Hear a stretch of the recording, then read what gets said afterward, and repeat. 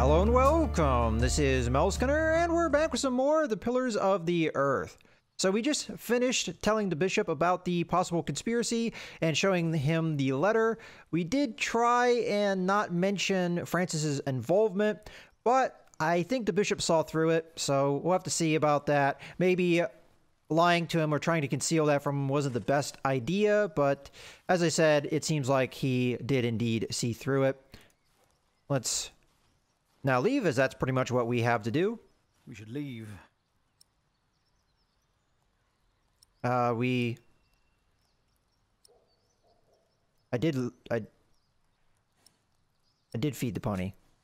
I'd better feed her before we leave. I did? Okay.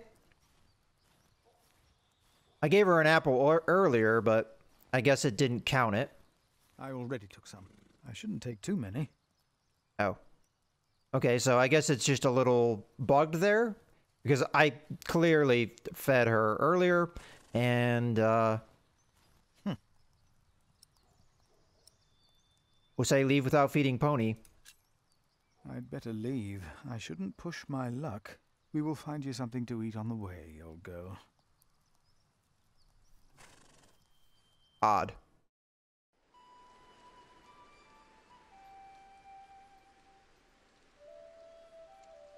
Did you pack enough food? It will be a while before you get to eat smoked venison again. Yeah, I took some. Anyone seen Martha? She said she had to piss. All right. I'll go get her.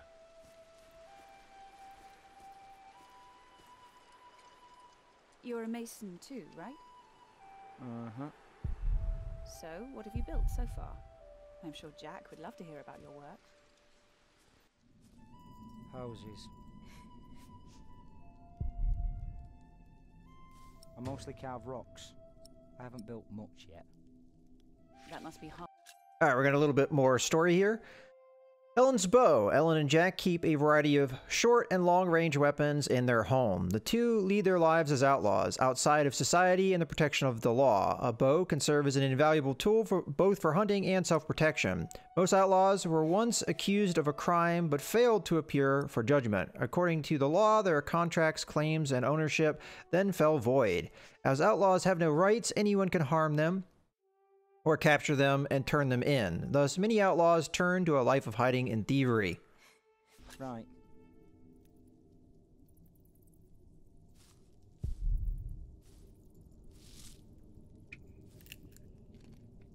Ugh.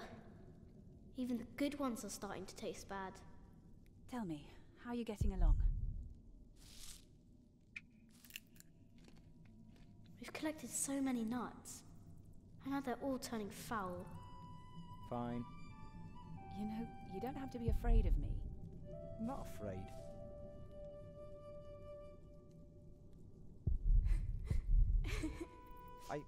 I think I'll go and look for Tom.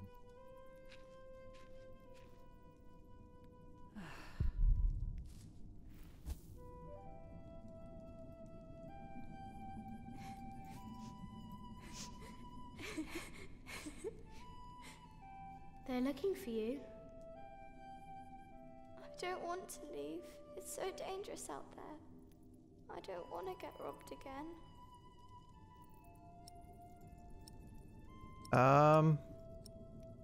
My mother will protect you. My mother will protect you. She's strong, isn't she? Papa usually protects me. But he can't always be around. He needs to take care of himself too.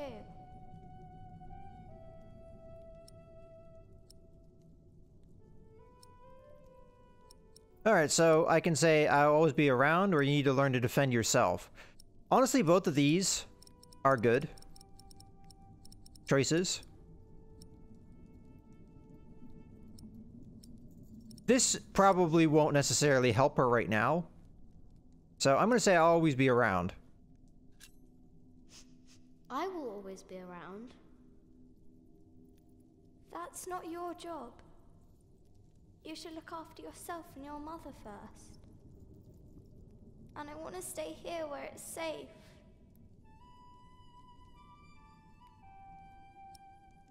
We'll give her the doll.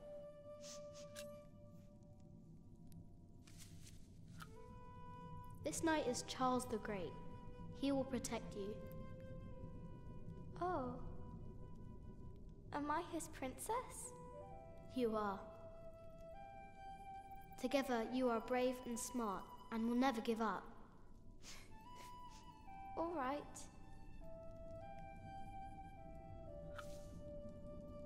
I have to stay steadfast. Thank you, Jack. Martha! Where are you? Come on. We're going on a great quest.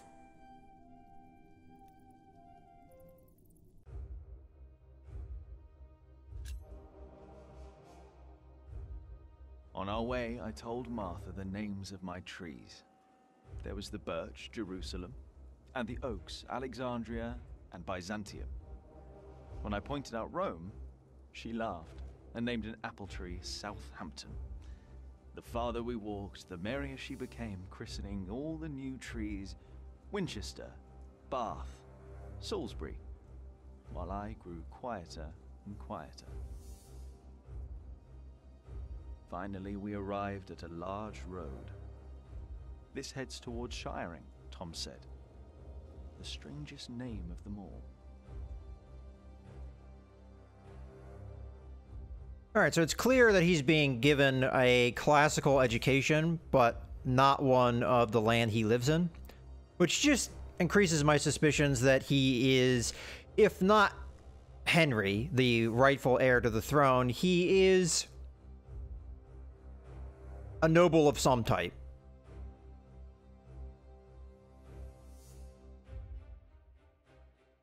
By noon, we had reached the edge of town. Mother gave us some dry prunes to chew while she argued with Tom whether we should head directly to town or past the palace of the so-called bishop. Tom was hopeful to find work at the palace, but Mother seemed uneasy.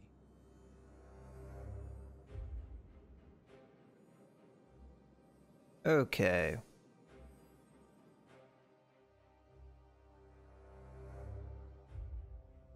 We went to see the bishop, or we headed toward town. So, work, town. I know Ellen is uneasy going to the bishop. Probably because she's afraid of being discovered. Let's go to the bishop, though, because Tom finding work is important. As we approached the building, Tom noticed the cold in Mother's eyes. Although she had agreed to accompany him to the bishop, she had remained quiet about her true feelings, while Tom didn't see it fit to ask. Gradually, the palace came into view. Okay. Kept on walking, or we turned toward town. Okay, so you have another chance to turn back. A servant to the Bishop of Shiring agreed to talk to Tom. He was hesitant, but not unwilling to hire a master builder for the winter. His expression changed, though, when he noticed Mother and me. "I am sorry," he said, not unkindly. "Maybe the Earl of Shiring will hire you. His castle is nearby, and I heard he may be in dire need of people like you." He smiled encouragingly, then sent us off, claiming his bishop had business to attend to at Kingsbridge Priory. Which he does. I'm a little bit nervous about that. Okay, so we're gonna go to the Earl's Castle. See, my biggest thing is I don't know the bishop and his political leaning. We have not really gotten an indication of that so far. And if he is friends with the Earl, then Philip may be in trouble at Kingsbridge. So we'll have to see.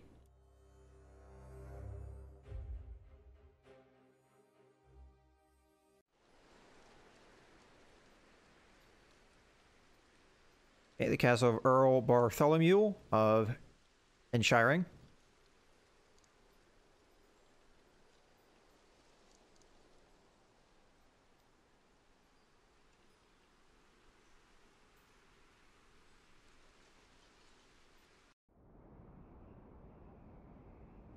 don't know me. You're misjudging whatever it is I did. I'm willing to forgive your mistake if you accept my offer now. This is all about family honor to you, isn't it?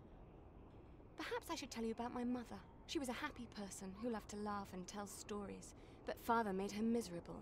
Oh, he's not a bad man, but solemn and strict. She hated him so much she died from it. Are you saying you don't like me? You're so self-centered. You never think about anyone else's feelings. You have no refinement and you can barely read. What were you expecting? One day you will see that you are wrong, and then I won't be so forgiving.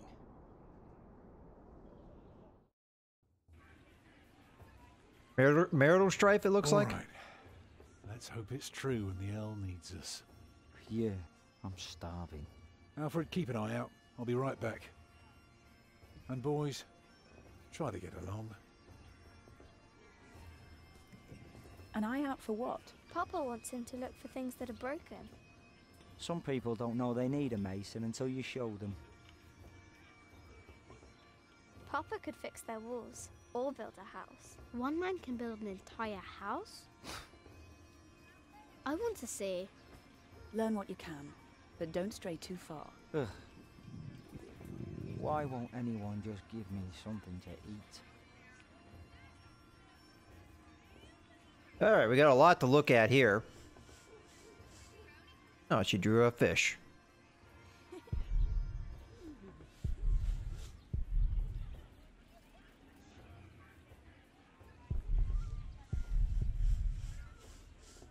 Okay.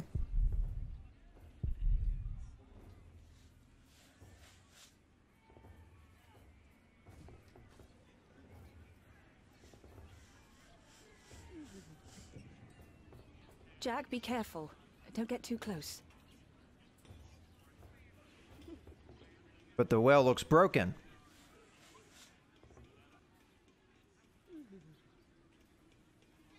Okay, well, I guess that's it for that.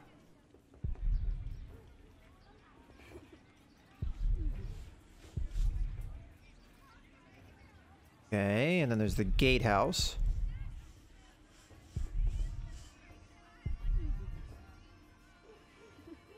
Okay, cross the yard. Stay sharp, Jack. People are rarely what they seem. See that knight over there? What does he look like to you?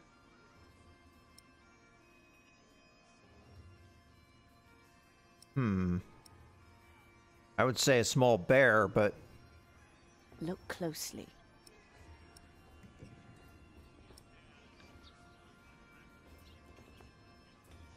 A duck?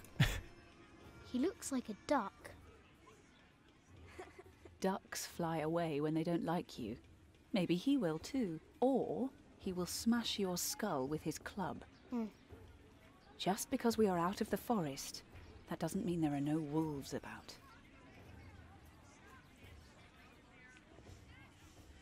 I don't know why I said duck. It seemed like the least obvious choice. Hello, Jack. Have you ever been to a castle before? No. Castles are very safe places. People don't rob you so fast. Mother told me stories about castles, about knights and princesses. Oh, like what? Like the one about Tristan and Isolde. They drank a potion and had to love each other for 3 years. I know that one. Jack, do you think there's a princess in this castle? It would be so nice to see a real princess one day. Yeah, and right now she's yelling at the prince. Alright. Hey, boy, come here. Say, what do you think about Tom? He's nice. He's nice. Well, let me tell you something. He may seem nice, but he really doesn't care about anyone but himself. Whatever you do, he doesn't care. He'll just drag you into his own misery. So take my advice. If you and your mother want to stay, you better learn to shut up and put yourself second. That's all I'm saying. Okay, then. Okay, Alfred thinks Tom doesn't care about him. Huh.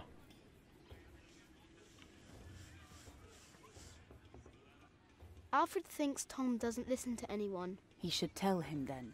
But how can he, if Tom won't listen? Well, if Alfred is angry at his father, he must make him listen.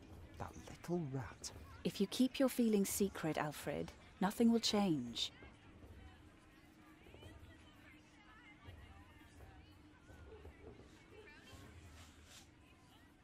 Alfred doesn't like your father. What? Oh, maybe if Papa knew that, he could do something about it. He doesn't talk to Alfred that much.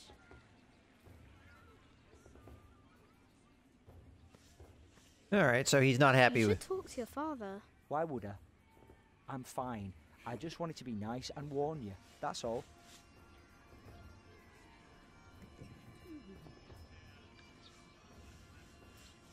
Alright, so looks like that is it in this area.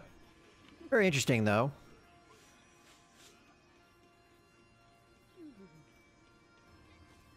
We still have the slingshot. I don't think it's probably a good idea to hit anybody with that right now. It still says I have stuff to do with the well. Let's tell the well about... Does the well care about this? No, it's not talking back. Alright. Alright, so we can cross the yard and maybe get into trouble.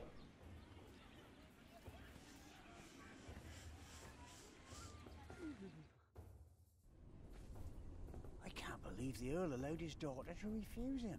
How scandalous. Well, William Hamley is an idiot. I wouldn't marry him either. She deserves someone better.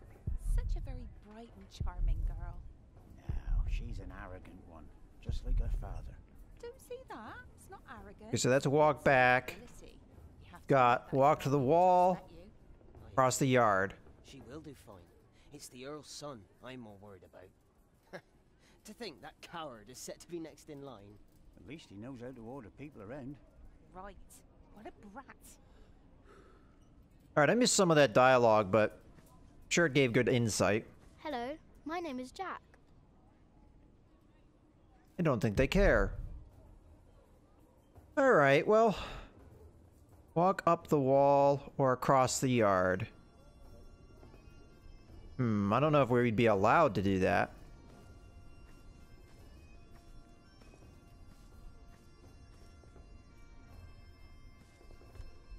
Oh, okay.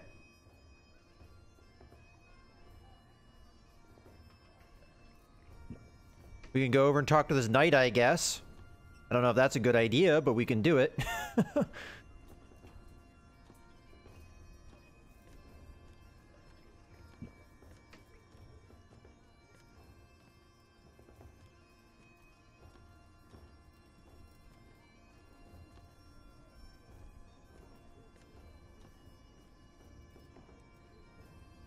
What is it, boy? You just want to stand there and stare? All right, then. Let's see what you've got.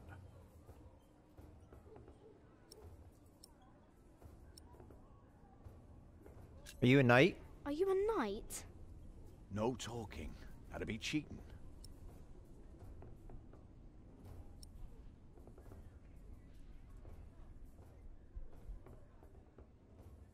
I think we're doing a staring contest here. You're good. Could kill a boar with that stare. Pierce it like an arrow. Ever tried that, boy? Stare a boar to death? No, but I can kill a deer with a rock. You know what had happened to a boy who claimed he'd killed a deer? Only the king is allowed to, right? Aye, or the queen for that matter. Whoever has their arse on the bloody throne end of summer. Used to be that anyone could hunt, but these are proper times now. Decent and orderly. At least when it comes to butchering deer, that is. So now we can ask him, are you a knight? Are you a knight? I'll be damned if I wasn't. Would have risked my life for nothing if all I was supposed to do was bake bread. Be warned, lad. Get a job that pays. Not one where you have to pay for a new horse every time someone kicks your arse. Being a knight costs you, especially when you're also a drunkard. Damn, if only I'd known. Will you be fighting soon? Will you be fighting soon? Why are you asking? Alright, let me tell you a secret. Can you keep a secret? What color is your shite, boy?